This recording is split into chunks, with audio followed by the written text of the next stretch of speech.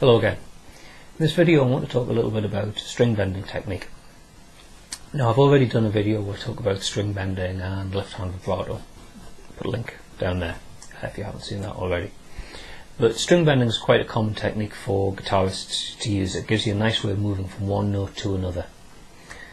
So if you're starting from here and you want to go to here, you can just bend.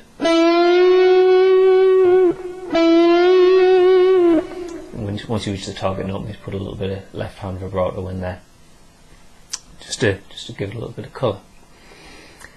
And it's something that I use all the time. A lot of guitarists use it, but I think something that's quite underused is the idea of actually pausing before you do the bend. So rather than treating that unbent note just as a grace note, where it's just a starting point, actually rest on it for a little while and then do the bend.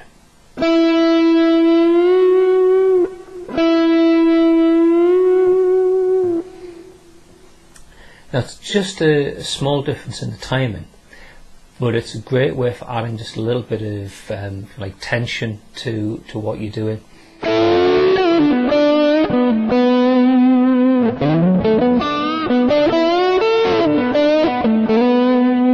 Because thinking about the timing of notes that you're playing, it's all part of being able to play from, if you like, using your ears and your heart rather than just knowing where notes are on the fingerboard, where the notes are within a scale and playing them.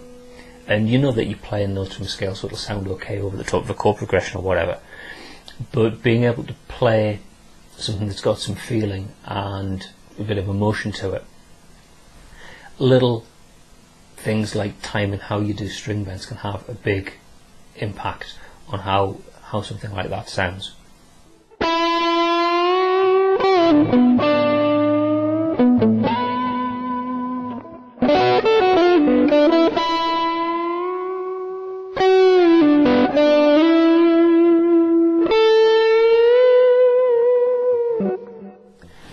So think about the timing of bends that you do. Not just upward bends, but you might want to think about how you can time the release of bends. So you start from a bent note and release it to an unbent note. Again, you could do it as a straight pre-bend and release, or you could linger on the bent note and then do the release.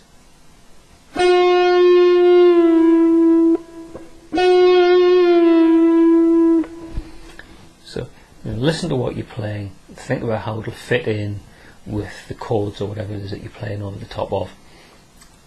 Make the notes mean something, give them some feeling. And thinking about how you time bends like that, it's a useful technique, say for adding some character to what you play. So practice with that, have fun, and I'll see you in another video sometime soon. Bye for now.